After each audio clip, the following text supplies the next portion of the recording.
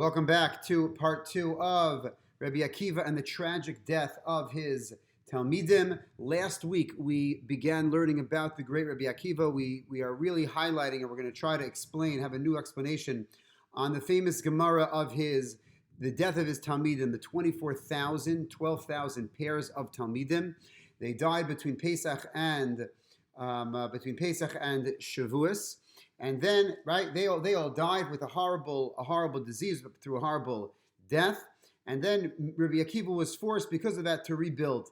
And he rebuilt all of Torah through 5 of his most glorious students. So last week we started that Gemara, and then we showed that really there's no comparison. Rabbi Akiva has no one who compares to him in the way he darshans, the way he explains Psukim. And we highlighted at the very end of the shir that there's a unique language that the Gemara uses with respect to Rabbi Akiva more than any of the other Tanaim or Amoraim. And that is Ad Sheba Rabbi Akiva. That there was an issue. The world understood a halacha in one way, or had one unique approach.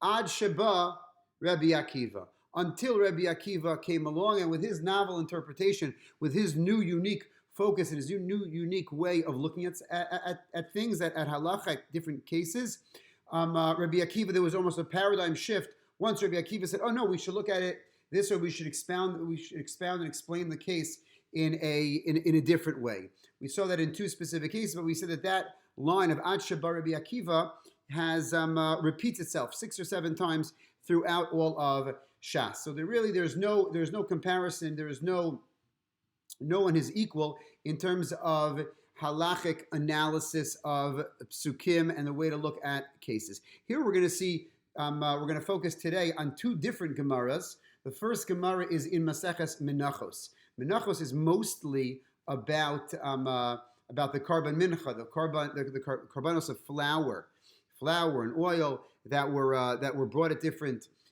times. But there's a unique sugya. The 3rd and 4th prakim of Menachos speaks about the laws of tzitzis and the laws of tefillin and the laws of writing a Sefer Torah or a mezuzah, or of actually writing tefillin. If you open up a Sefer Torah, you'll notice that it's not just that the letters are there. It doesn't just say Vayomer Hashem and just a Vav for Vayomer and then a Yud and then an Aleph and then a Mem and then a Resh.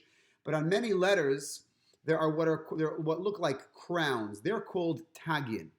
So in this parak, in the 3rd parak, HaKometz Ramba, there is a wonderful story about Moshe Rabbeinu and about Rabbi Akiva that's going to give us a little bit more insight.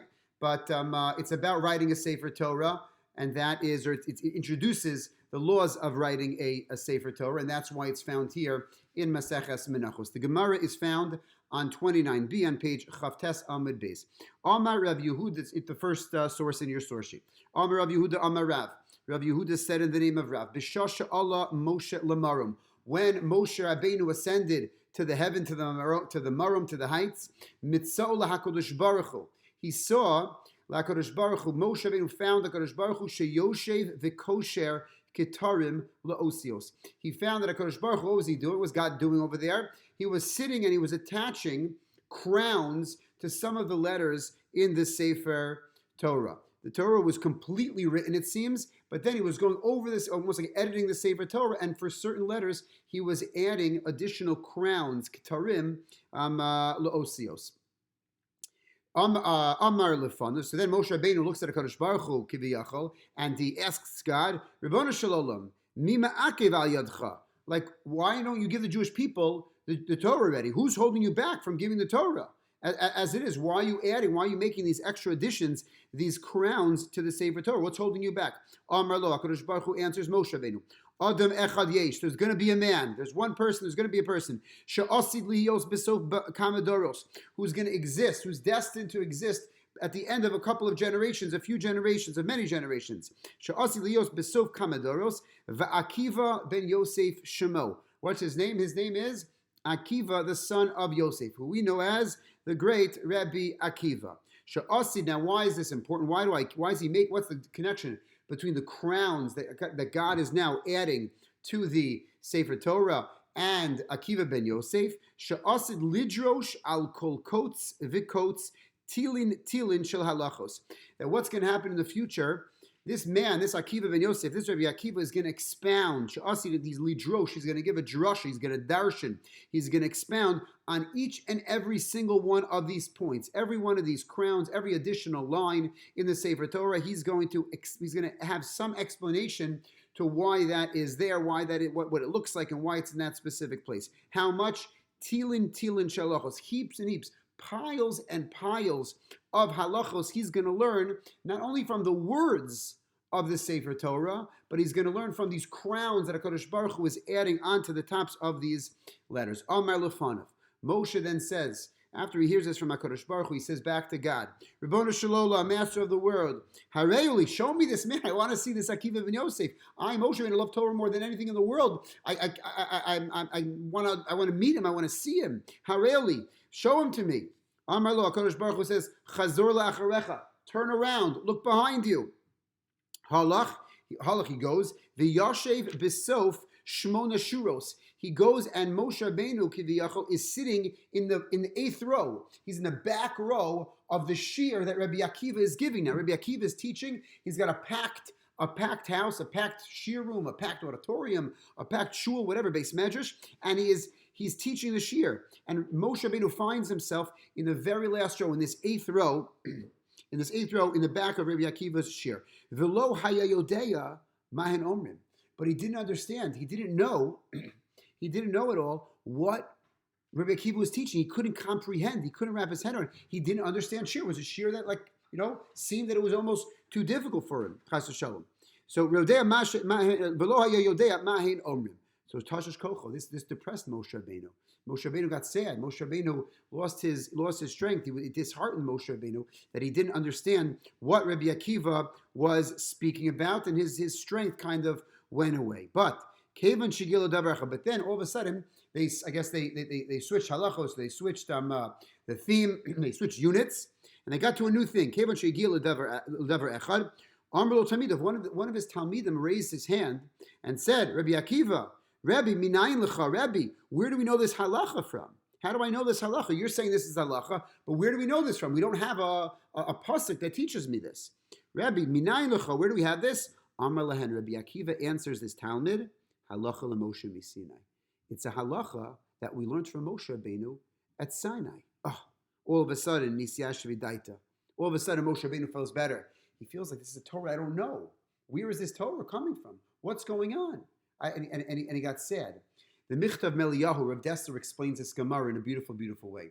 What does it mean? Moshe Rabbeinu, there's no gaiva to Moshe. The pasuk in Parshas Baloscha testifies that Moshe Rabbeinu was the humblest person to ever live, right? That Moshe was anav mikol ha'adam, that he was the most humble person who ever walked the face of the earth. So Moshe Rabbeinu was so upset that he doesn't understand it, right? He feels bad. So what does it mean? So the Rav Dessler has a unique explanation. He says that Moshe Rabbeinu understood Torah. It was almost like an internal understanding of the halacha. The way he understood Torah was internal. It was almost intuitive, right? And everything that Moshe understood, he was so close to HaKadosh Baruch Hu, he was so close to God, that everything that he knew was almost like built into his veins, into his kishkas. It was all there. He knew almost the thought process of HaKadosh Baruch Hu as much as HaKadosh Baruch Hu as God would allow him to. Rabbi Akiva understood tons. It wasn't that Moshe Rabbeinu, that Rabbi Akiva was teaching something to Moshe Rabbeinu that he didn't know.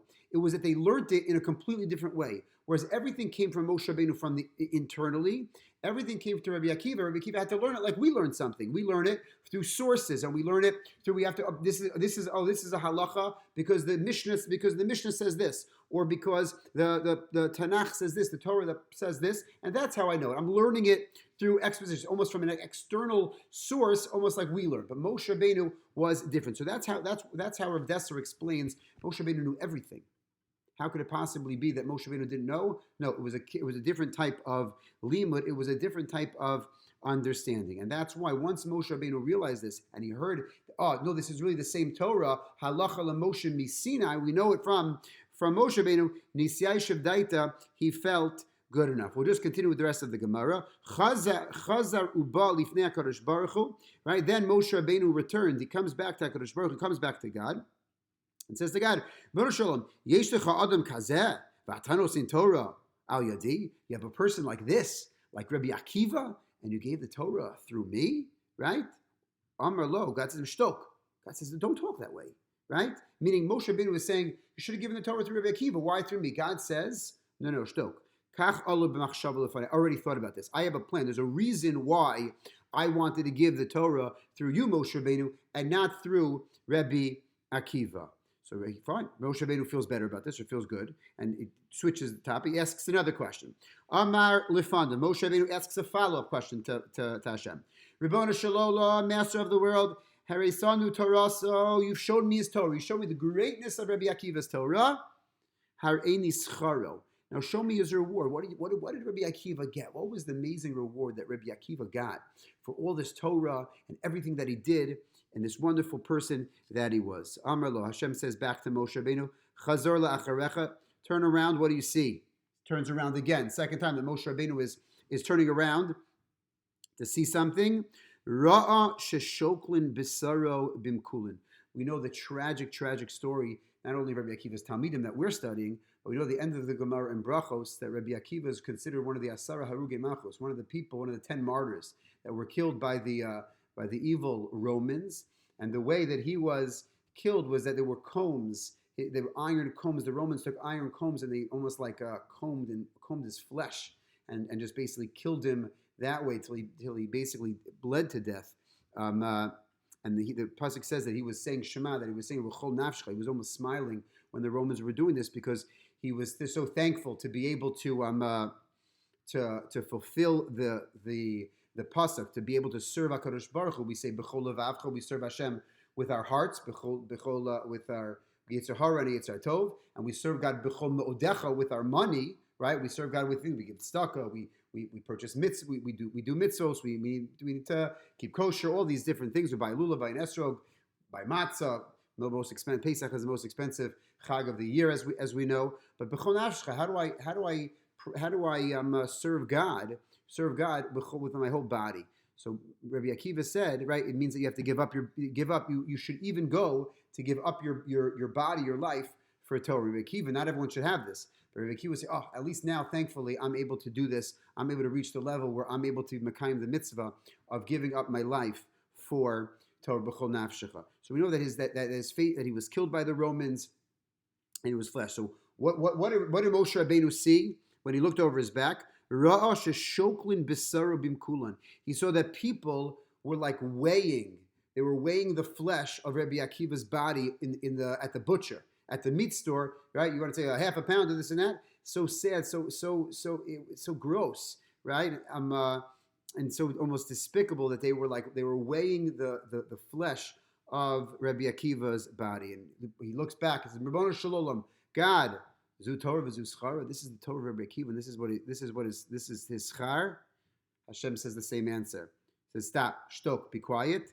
Kach olav machshav lefanai. This is I thought about all this. There's a rationale. There's a reason why Rabbi Akiva went through this. There's a reason why things are happening. Don't question my ways. That also at this time now, when we're going through the virus and we're saying, why is God doing this? Why is He closing our schools? Why is He closing our shuls? It's so sad. It's so horrible. People that there was. I saw a picture today of the Gush based medrash. It's completely empty, and these are about the midrashim all over the place. That study halls are empty, shuls are locked and closed.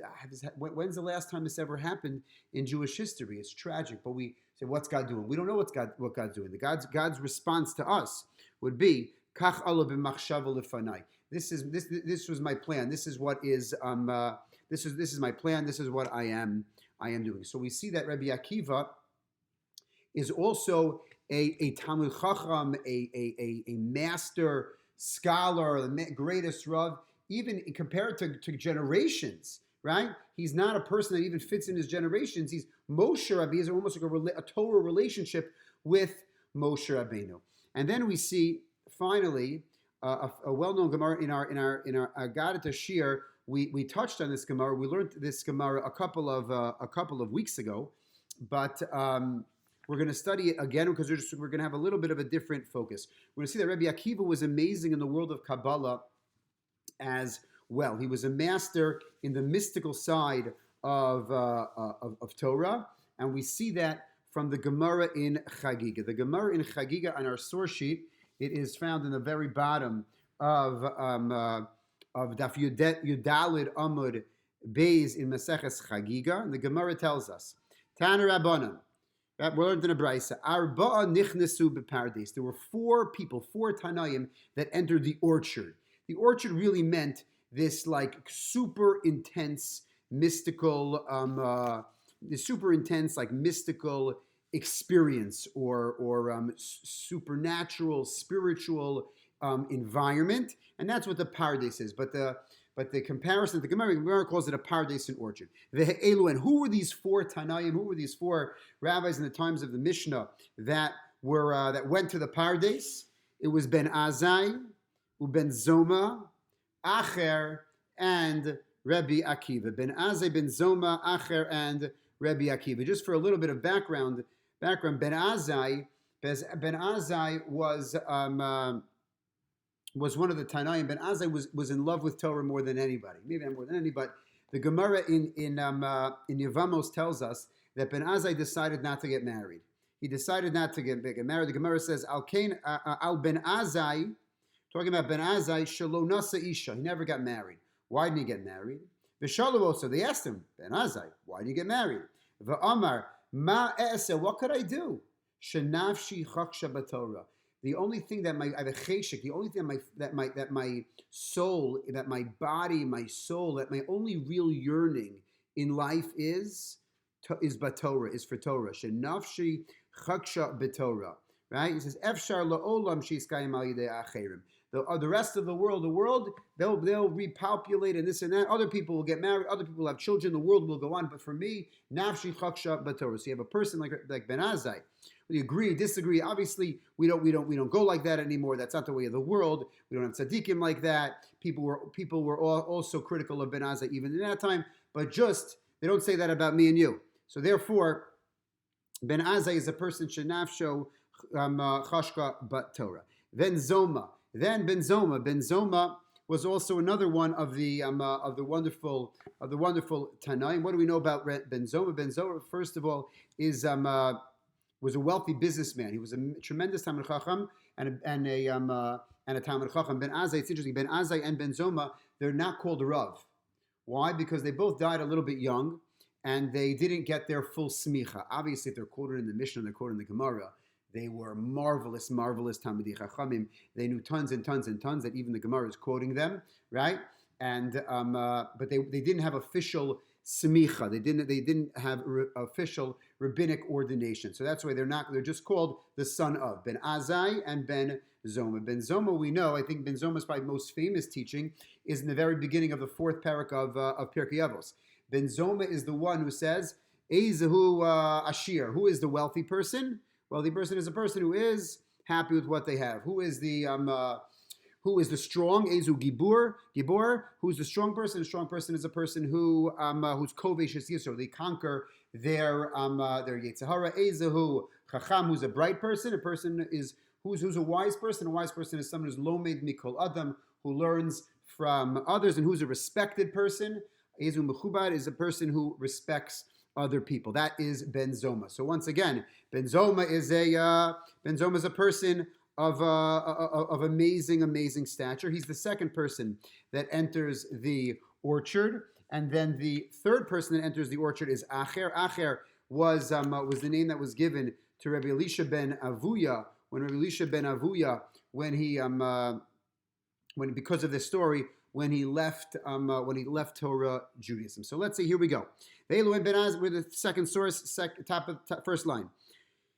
Arba nichnesu bepardes ve'eluhem ben Azai ben Zoma Acher v'Rabbi Akiva. And Rabbi Akiva is the fourth. That's what we're doing in this Gemara. I forgot to mention him. Okay. Amar lehem Rabbi Akiva. Rabbi Akiva says, Kisha'atem magi'in etzel avnei shayish. When we're walking in this pardes and we get to the marble stones, Al tomru mayim mayim. Don't say it's going to look like water. Al tomru mayim mayim. Don't say water. We can't go. Rashi says, oh, what's he saying? It means we can't go any further. Meaning we could still go further. We could still go in.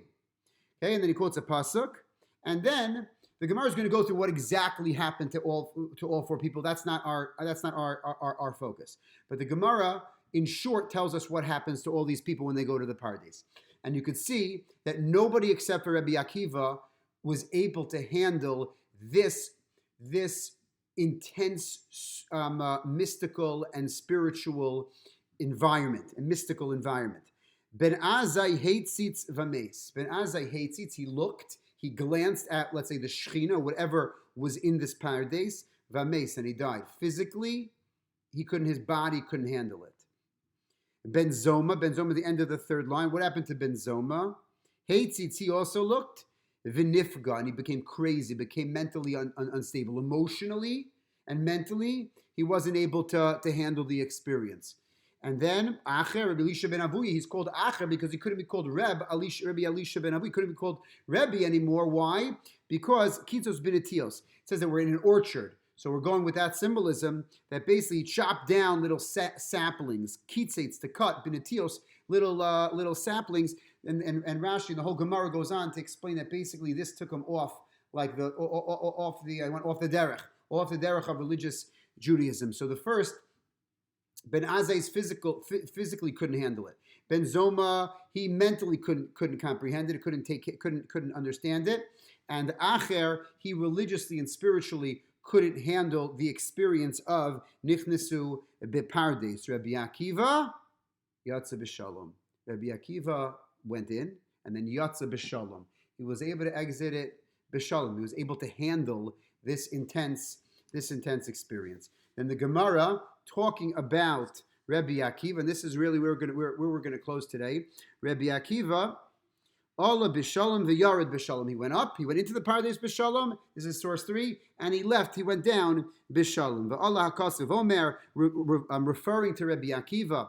The pasuk says, Mashcheni acharecha narutza. Right, draw me. We're going to run after you. Come, we're going to all run after you. Va'af Rabbi Akiva bikshu malachi asharis ledochvo. Gemara says that the malachi asharis, the angels they also wanted to push Rabbi Akiva out. They also wanted to endanger Rabbi Akiva and not allow Rabbi Akiva to come out like, with everything together in peace. So even they wanted to wish to shove him away. However, Amar lema kadosh baruch hu. But God said to the malachi asharis, to the malachim, to the angels, Hanichu lezakin zeh. Leave this guy. Leave this zakin. Leave this bright, brilliant, wise person. Sharoi lihishtamish bechvodi. Because he, Rabbi Akiva, he himself is deserving to make use of my honor. Meaning I'm allowing him, or he has the ability to experience, to have this intense experience of Shechina, of the revelation of HaKadosh Baruch Hu. It's okay for him to do it. So we've seen the greatness in Rabbi Akiva in halacha, in chiddush, in the way to look at novel interpretations, and then also now in the world of mysticism, in the world of we'll call it Kabbalah. So where we are right now, as the end of part 2, is that we see that Rabbi Akiva's magnetic attraction was so intense. It was so forceful that really hardly anybody else could stay away. It was everybody wanted to be with him because he was like a 5-tool player. He was all around. He could do everything. He spoke to every person, and every student wanted just to soak up the Torah of Rabbi Akiva. And the fact that he had 24,000 students and the world was desolate of him, that's going to all lead into our final shir, which will be next week in Meretz Hashem, and trying to see how the death of his students, how it made and caused Rabbi Akiva to pivot a little bit in his approach to Talmidim, in his approach to students and to teaching. And see you next week. Stay healthy and enjoy.